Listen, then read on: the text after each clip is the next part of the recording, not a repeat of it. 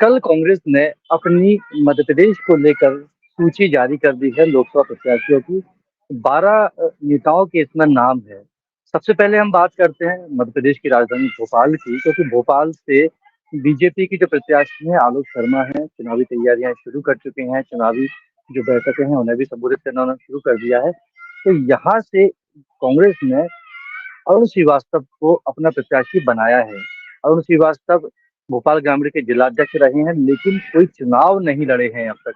हालांकि इनकी जो माता जी हैं जरूर वो जनपद का चुनाव लड़ी थी, अध्यक्ष भी रही हैं, मम्मी जी के नाम से इनको जाना जाता है। आज सुबह इंडिया न्यूज में जब अरुण श्रीवास्तव से खास बातचीत की, उनसे पूछा कि आप किन मुद्दों के आधार पर चुनाव लड़ेंगे और क्या लगता है मध्य प्रदेश में आपको या राजधानी भोपाल में आपको कहाँ कमी रह गई है। तो सबसे पहले उन्होंने वर्तमान की जो सांसद हैं प्रज्ञा सिंह ठाकुर, साध्वी प्रज्ञा सिंह ठाकुर, उन पर कटाक्ष किया। उन पर कटाक्ष करते हुए अरुण श्रीवास्तव ने कहा कि मुझे पिछले 5 साल में वो कहीं नजर नहीं आई।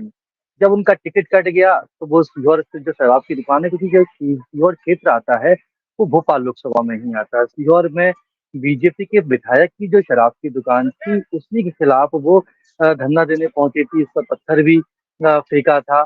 तो जब विकास की बात आती तब कहीं नजर नहीं आई, टिकट कट गया तो उसके बाद नजर आई। तो जब उनसे अरुण श्रीवास्तव से सवाल किया गया कि वर्तमान में आपके सामने जो बीजेपी के प्रत्याशी हैं वो आलोक शर्मा हैं, आप उनको कितना मजबूत प्रत्याशी मानते हैं। तो पहले तो अरुण श्रीवास्तव ने यही कहकर चौंका दिया कि वो आलोक शर्मा को प्रत्याशी ही नहीं मानते। आलोक शर्मा भोपाल के महापौर रहे हैं, उत्तर विधानसभा से चुनाव भी लड़े थे। उन्होंने कहा कि महापौर रहते समय आलोक शर्मा ने ऐसा कोई काम नहीं किया जिसे उनकी उपलब्धि माना जाए। जिन स्मार्ट सिटियों की बात आलोक शर्मा कहे तो स्मार्ट सिटी के क्या हालात हैं। स्मार्ट सिटी जो प्रोजेक्ट आया था उसके मद्देनजर कहा गया था केंद्र सरकार के द्वारा, बीजेपी के नेताओं के द्वारा, कि यहाँ गरीबों और जरूरतमंदों को आवास उपलब्ध कराए जाएंगे। लेकिन जिस तरीके से जो खाली प्लॉट है उनकी कीमत करोड़ों में है, तो क्या जो गरीब होता है, जो जरूरतमंद होता है, वो करोड़ों के प्लॉट लेकर या करोड़ों के मकान लेकर उनको अपना आवास के रूप में बना पाएगा? सवाल सही भी है, कहीं ये सवाल गलत नहीं है।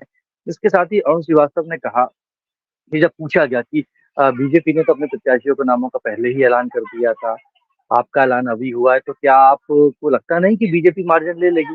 तो अरुण श्रीवास्तव ने कहा कि कई लंबे समय से पहले जो विधानसभा चुनाव हुए थे, आचार संहिता के पहले ही उत्तर विधानसभा से आलोक शर्मा को कैंडिडेट घोषित कर दिया था। ध्रुव नारायण सिंह को मध्य विधानसभा से कैंडिडेट घोषित कर दिया था। लेकिन फर्क क्या पड़ा, दोनों को ही हार मिली।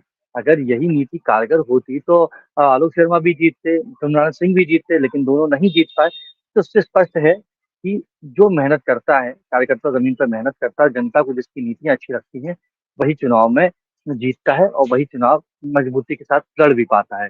अरुण श्रीवास्तव ने कहा कि क्योंकि जिस तरीके से सवाल खड़े हो रहे हैं, जिस तरीके से करीबन 16,000 जिनके पास पद थे, जो नेता वो कांग्रेस में शामिल, बीजेपी में शामिल हो चुके हैं।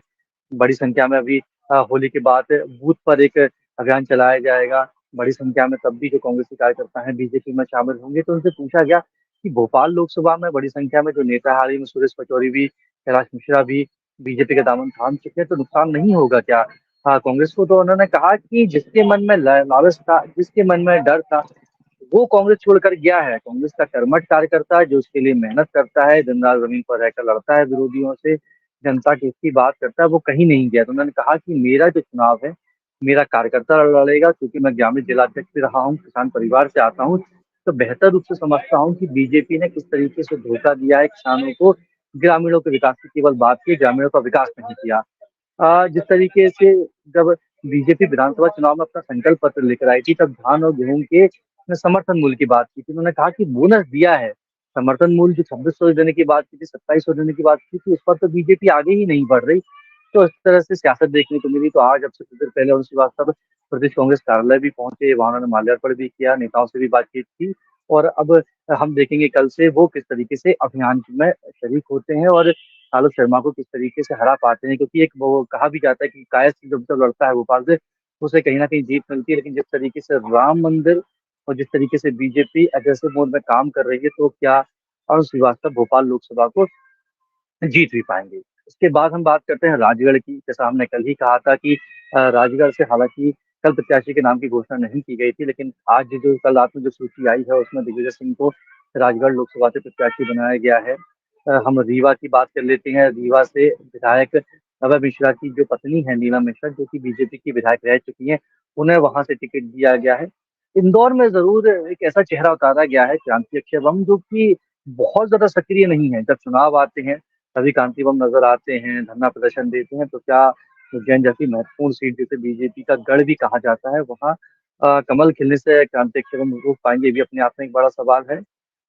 उज्जैन की बात करें तो वहां से विधायक महेश परमार को टिकट दिया गया है। बीजेपी ने कई विधायकों को भी, माफी है, कांग्रेस ने कई विधायकों को भी टिकट दिया है। इसके कांतिलाल भूरिया की बात की जाए तो रतलाम जो सीट है, रतलाम झाबुआ सीट, वहां से कांतिलाल भूरिया चुनावी मैदान में नजर आएंगे।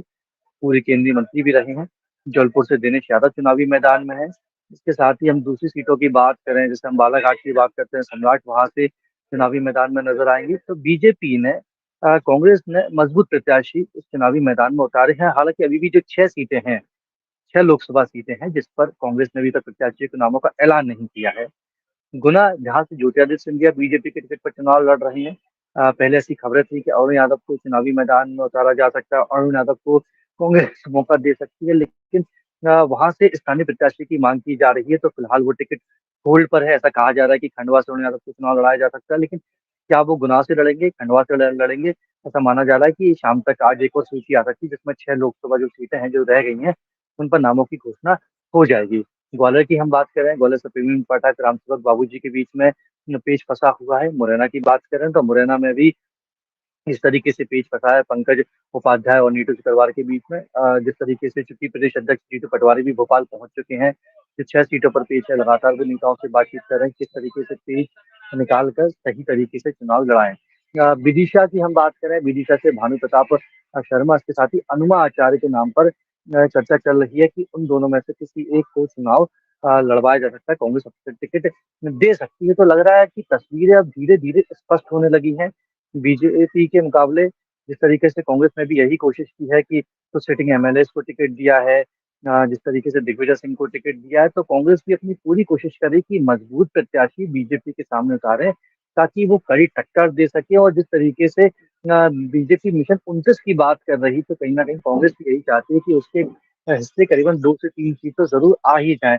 तो कांग्रेस के, जब राहुल गांधी ने कहा था स्पष्ट रूप से सीडब्ल्यूसी की बैठक में कि क्यों दिग्गज चुनाव नहीं लड़ना चाहते, उसके बाद सीडब्ल्यूसी की बैठक कई बार हुई, और यही कारण था कि कांग्रेस में जो सूचियों का ऐलान था बड़ा डिले हो गया, इंतजार बहुत करना पड़ गया, जबकि जो नामों के पैनल से पहले ही जा चुके थे, कई सीटों पर सिंगल नाम भी थे। लेकिन राहुल गांधी यही चाहते थे कि पैनल तो ठीक है, लेकिन दिग्गज चुनावी मैदान में नजर आए।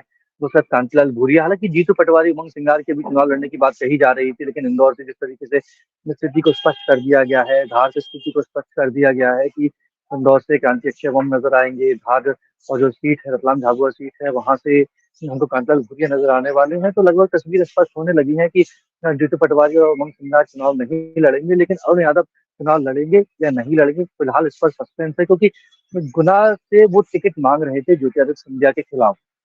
ऐसा लग रहा था कि अरुण यादव को टिकट मिल जाएगा, लेकिन स्थानीय कार्यकर्ता की मांग जब ज्यादा की गई तो उससे विरोध हुआ।